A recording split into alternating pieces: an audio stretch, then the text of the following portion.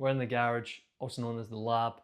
We have everything we need here to do the ultimate baseline performance test.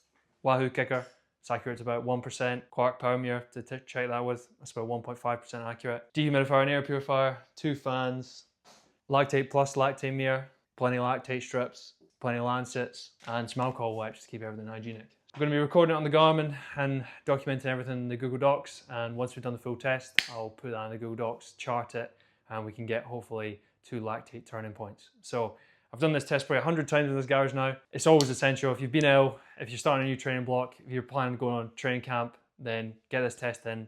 And once you got this test, you know that when you go on your training camp or when you're coming back from illness, you're gonna be training in the right zones. So let's crack on. So we're just gonna start with 10 minutes easy on turbo trainer, clear out any residual lactate from yesterday's sprint session. This is just gonna be really easy, like 120 watts, because I haven't done lactate testing in about 2 months now, so I've got no idea where my levels are going to be, so it's going to be quite interesting for me and hopefully interesting to watch as well. Well, I've been doing some easy rides about 160 watts, so I know what my lactate numbers were last year and they were probably about double that, so I imagine LT1 will be about 220 watts is my guess. LT2 will be 270, 280, really low. I've not done any top end work, so I don't have high hopes for that, but this is the start, this is the baseline, so you can't expect too much. Right, so it's coming up on 10 minutes. I'm gonna go through the basic protocol on how you do a lactate testing yourself. So 10 minutes at 140 watts, lap the garment. We're gonna take an alcohol wipe, middle finger, wipe it down with any sweat or grease or anything that might have been on your bike. Take a lancet, small prick, squeeze it because the blood's a bit cold, viscous this time in the morning. Make sure you fuel and hydrate properly before doing this test, or else you're gonna have really thick blood. It's gonna be hard to get a test strip from. So pull it up like that, you don't want it to spill. Insert the lactate strip into the meter, once that's in. You still got that pool of blood, and spear that blood without getting any sweat or anything. And then we watch the countdown. So it was 140 watts, about 130 beats per minute, and 1.3. Okay, so that was a bit higher than we imagined, so we're gonna do 140 watts again for 6 minutes. The test protocol today is gonna be 6 minutes blocks at 20 watts increasing with a minute or two in between, just so I can do the lancet on myself, and then we'll increase by 20 watts and go again. So that was, as expected, the lactate's pretty high. I did a hard standing starts / sprint training yesterday, so probably a lot of lactate in the legs. So we're just going to spin that out again for another 6 minutes. You need to get that lactate below 1, or else it's not really a very insightful test. This is what a lot of people, if you've not done a lactate test before, you're going to find this. You know, you've not done a lot of lactate-based training, then you're not going to have very high LT1, LT2. So if you're doing this test yourself, you just got a lactate meter, then you want to just spin easier than you even think.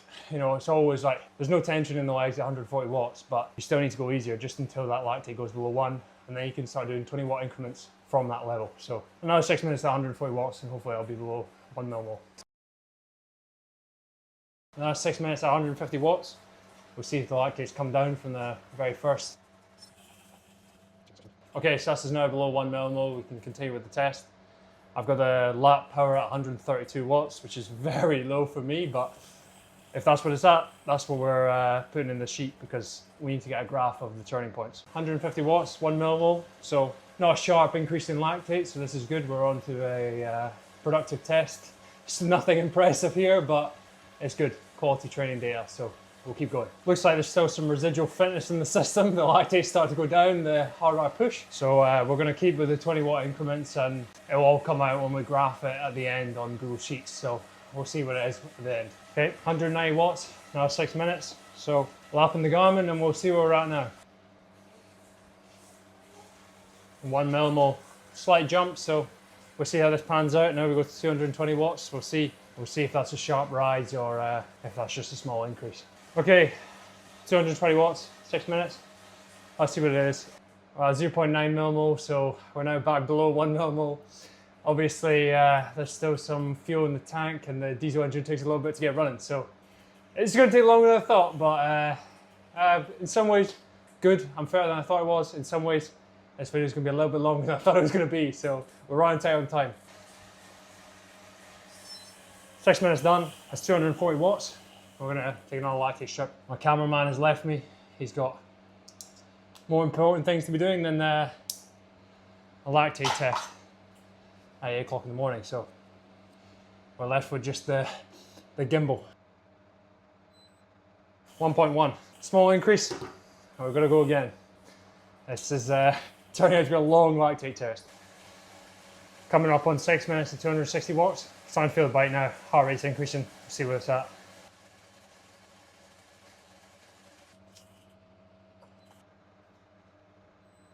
.8 millimole. So that's 260 watts. We've probably gone well past LT1. So once we graph that, we'll find probably find our turning point somewhere between 237 watts and 261 watts. But we'll see that on the Google Sheet afterwards. 280 watts, 6 minutes. It's starting to feel hard now. So we've gone well beyond LT1 now.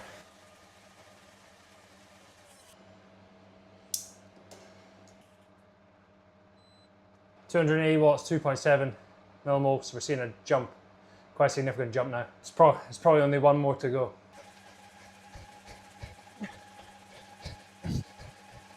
Six minutes, 320 watts. We'll see what's happened now.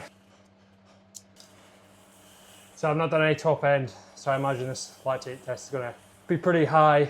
That felt pretty hard, and definitely got the heart rate higher than it's been in a couple of months.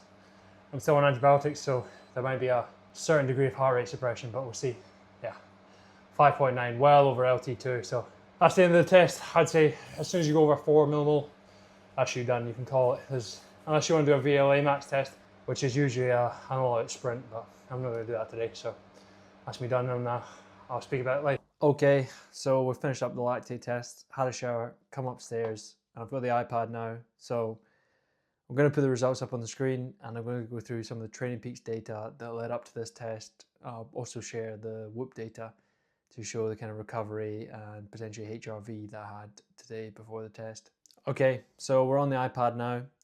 I've got the screen record up. So we can see a quick spike in lactate at the very start, just 140 watts. Now I will say I did a big sprint session the day before, so it's not ideal preparation for a lactate test, but it had to be done. So these things come up. Sometimes you go to a sprint session the day before a lactate test. So that's probably residual lactate from yesterday's training. So it's very early in the morning. So we've got a lot of noise at the start of this. At the start of this lactate test, there's a lot of noise in the results. But when you draw a somewhat line of best fit, it's pretty flat. So we can safely say that my LT1 is higher than 200 watts, which is somewhat surprising. I think if you continue the line on, you could say that the lactate has not increased even at 225 watts.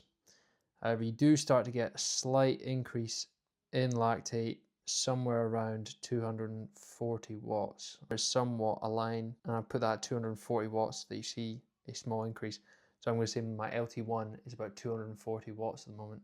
Somewhat respectable. Once we get into the Training Peaks data, you can see the training I've been doing, or lack of training, should I say. You've got another rise, this rise here, about 260 watts. This is a sharper rise, and depending who you ask, they could maybe say that this is too big a rise to say that it's not LT2. But personally, going off of heart rate, going off of previous lactate tests I think the jump between 260 watts and 280 watts is bigger. So I would say that this point here is LT2 and this is LT1. So left with 240 and 280 watts respectively. So that's the very rough analysis of the lactate test. I mean, I'll be doing one of these probably every 4 weeks. If you're paying a coach for this, you maybe want a bit more advanced graphing than a pen on Google Sheets. But for me, this will work because it is going to change depending on the heat, depending on dehydration, depending on the amount of sugar you eat before the test. So I just need a rough guide to train to and make sure that I'm not training too hard for the next 4 weeks. So I'll get into the Training Peaks data now. Okay, so heading over to Training Peaks, we can see this week I've done just under 5 hours, including today's training. Last week, 14 and a half hours. And now this is a massive decrease on training compared to previous years. In 2024, despite all the illness and etc., I still managed to do 760 hours of training in the past year. In 2023, I managed to do just over 1,000 hours of training. So here we have the main graph, overall fitness for the past 730 days. This can show you why the lactate test results are the way they are. It documents quite an array of illnesses, this graph. It's something that I quite like going back and looking over and looking at the end of the season, reviewing how many hours of training total you did, and then going back and looking at every drop in Training Peaks fitness and trying to assess why did that peak happen. So I can see on this graph, you can see right here in January, this is when I got given antibiotics, and I thought that I would be a bit more robust, so I started training. And the downturn here is the fatigue that the antibiotics brought about despite the training. This massive drop off here is in Spain when I got really ill and I didn't know what was wrong with me, so I was avoiding the bike like the plague because I thought the bike was making it worse, and to some extent it probably was making it worse. So had good fitness here. This drop off here was the parasite in just over the cursor, sort of April, May time. Drop off there. This drop off here was a sinusitis and chest infection. This rise up here was probably the longest streak of being healthy in years. Managed to really close myself off to the outside world and managed to get just about 3 months of training done completely, and was going pretty well by the end of it. And this all here is a mess of knee injuries and COVID and other chest infections, etc. So you can see that over the past 730 days, I've had quite an array of training volume, and lactate thresholds in general tend to move with the amount of training volume you're doing. So right here at the moment, you can see that my training volume is basically at an all-time low. So I've still managed to hold some residual fitness, and that's positive, but I'm sure that the test results in 4 to 5 weeks time are going to be much more impressive. So stay tuned for that.